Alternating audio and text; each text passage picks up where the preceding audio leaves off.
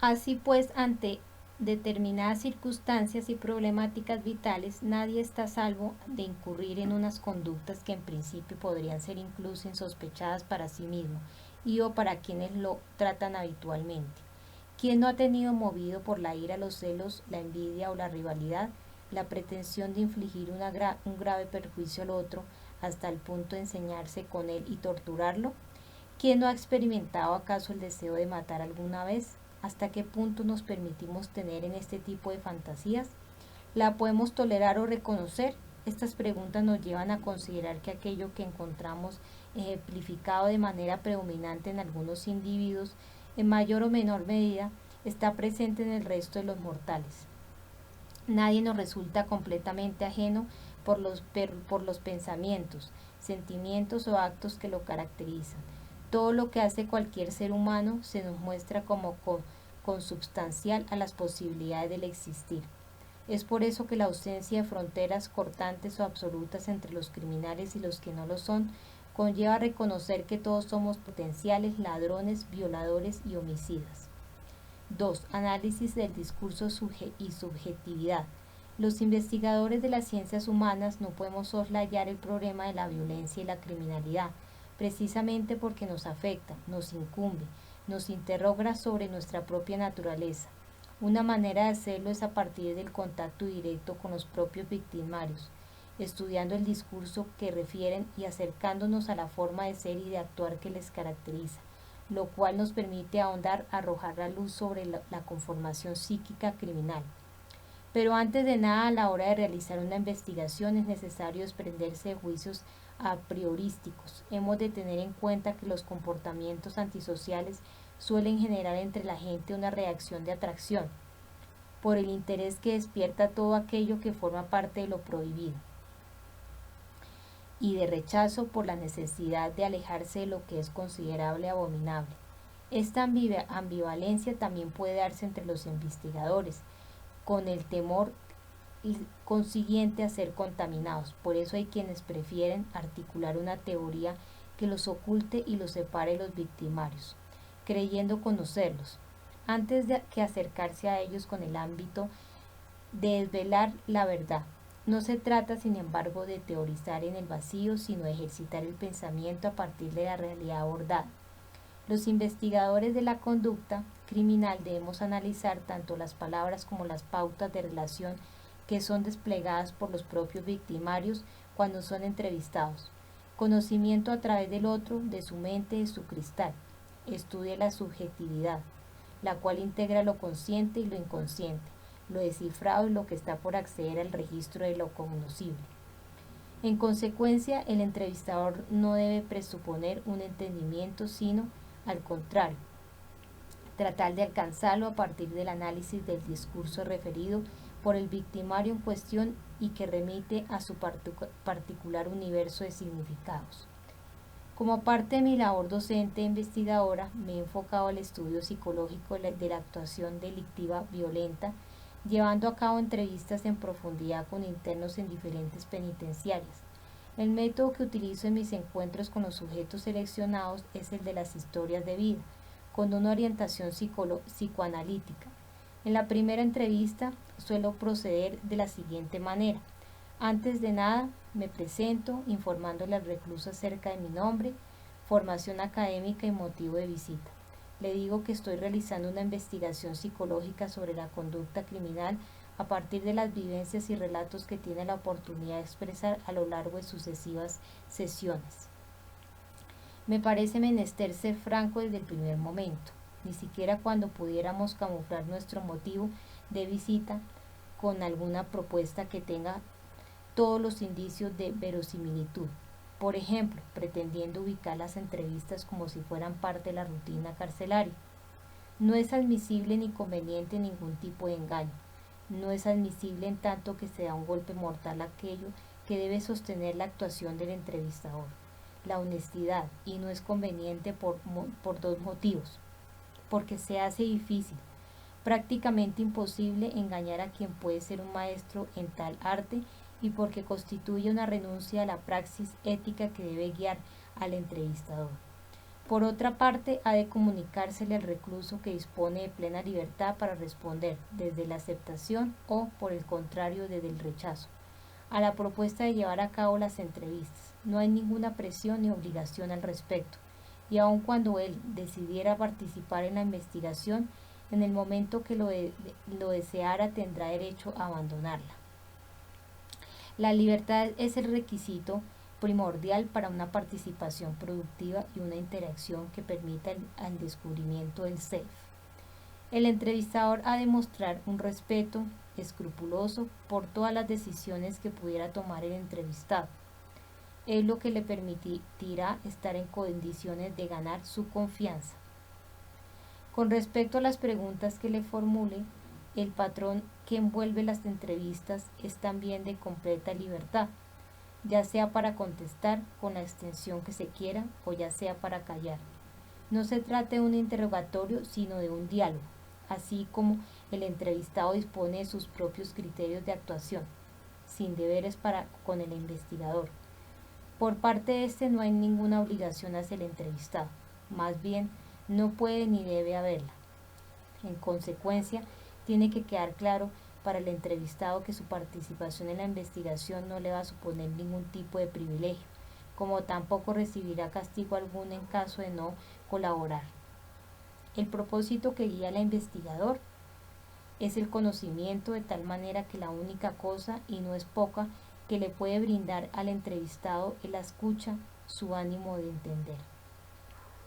Se ha de hacer patente al entrevistado que no hay asuntos poco interesantes o entrandecentes, que todo su decir es importante, en la medida que nos remite a su personalidad y su forma de relacionarse con el mundo. Y el investigador, por tanto, no deberá marginar ninguna faceta del entrevistado, tratando de conocer aspectos vitales que hasta entonces estaban ocultos o inconscientes. Mientras tanto, la vida del entrevistador para el entrevistado permanece ignota, con lo cual la relación en esta dimensión dista de ser equilibrada. Acerca de esta situación es procedente el siguiente comentario. He de decirle que no puedo suministrarle datos personales ni detalles de mi vida, todo ello con el objeto de favorecer la neutralidad necesaria a la hora de realizar la investigación. A este respecto, puede aparecer en el entrevistado la fantasía de ser desnudado psicológicamente y, como consecuencia de ello, la reticencia a compartir la vida íntima con alguien que no lo hace, o bien la avidez de querer lograr datos de quien se presenta como un extraño. Bueno, en parte desconocido con respecto a la biografía, pero no en cuanto a la condición humana y las características de personalidad, bastante de las cuales se ponen al descubierto en el proceso de interacción, y que con gran intuición y perspicacia las detectan ciertos sujetos. Las reacciones de los reclusos ante la propuesta de investigación psicológica son diversas. Hay quienes manifiestan confianza plena desde un principio en el entrevistador y disposición a colaborar, gustosos de poder expresarse con entera libertad acerca de todo lo que les preocupa, interesa e inquieta. En otros casos surge la suspicacia, la ansiedad persecutoria, con la sospecha de que lo dicho durante las sesiones pudiera ser conocido por otras personas y utilizado en su contra.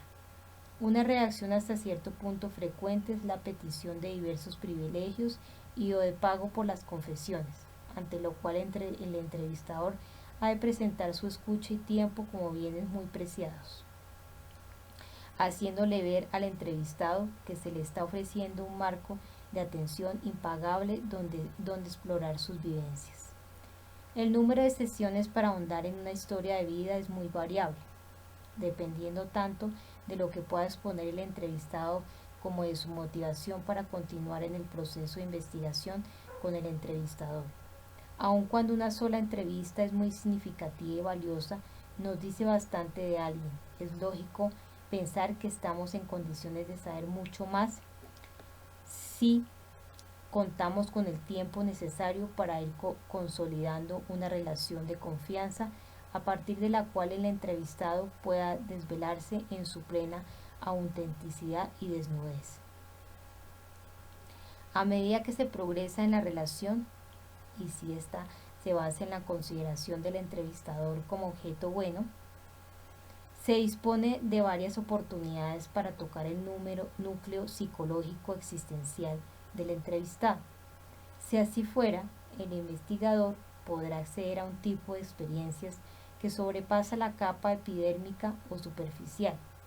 Es evidente que el tiempo es un aliado a la hora de adentrarnos en el conocimiento sobre el otro, y no me refiero con ello a la mera recopilación de los datos que éste refiera, sino al descubrimiento del cristal que utiliza, al punto de vista por el cual se abre al mundo.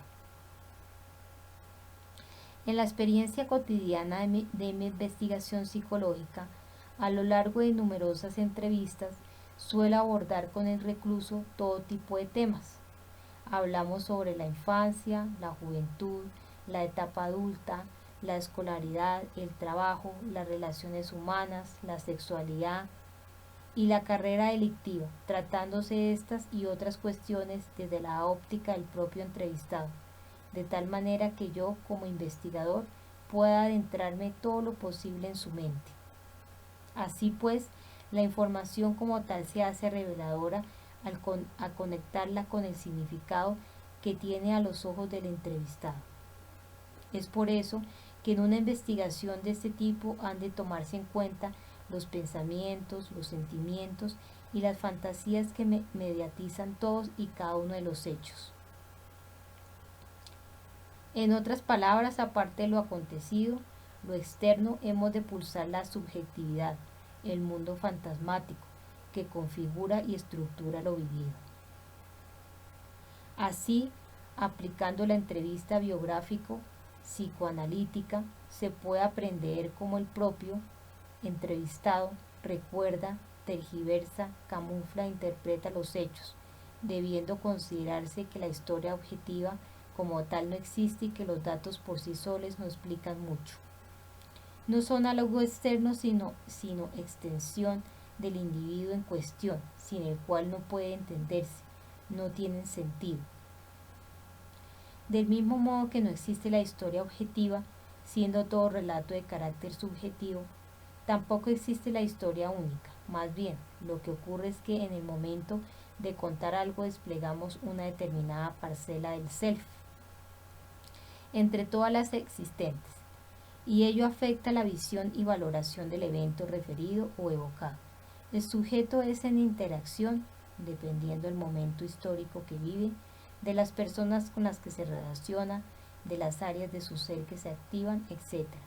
Quiero dejar claro que los datos biográficos constituyen una extensión del individuo en cuestión y que éste es mucho más que su actuación en un contexto específico o por lo que resulte conocido para ciertas personas. La subjetividad es como un universo con infinidad de encrucijadas e intersecciones. Es de tal complejidad y dinamismo que no puede abarcarse en su totalidad. Está en movimiento y en renovación continua. A lo sumo podemos escudriñar varias o incluso muchas parcelas, pero no todas. La subjetividad es tan plural como dinámica. El encuadre de la entrevista tiene que propiciar en el entrevistado el despliegue del mayor número de posibilidades del self, para lo cual es menester que el entrevistador facilite dicha apertura. Se precisa la asociación libre, la libertad para vagar de un tema a otro y hacer enlaces de carácter inconsciente. Es por eso que muchas de las preguntas formuladas por el entrevistador son abiertas. No hay respuestas adecuadas ni incorrectas, tampoco es necesario contestar de manera puntual o precisa, pues las preguntas son ante todo vías de partida a la comunicación, sendas que impulsan al descubrimiento. En caso de utilizarse un cuestionario se debe tener en cuenta que constituye un simple instrumento de exploración, una guía, no es una camisa de fuerza que delimite el transcurso y las fronteras de la conversación. El cuestionario es limitado y en cambio vasto el arte de mapas y a veces ni siquiera eso cuando se realiza una entrevista. En ese sentido no debe haber impedimentos para navegar de un tema a otro. pues todo apunta al conocimiento psicológico del entrevistado, lo que requiere por parte del entrevistador que sepa manejarse en los momentos de incertidumbre y angustia. Es importante reconocer que lo que pasa y es relatado tiene como eje la relación, dándonos esta una idea aproximada de las pautas de expresión mostradas por el entrevistado en otros contextos y con otras personas.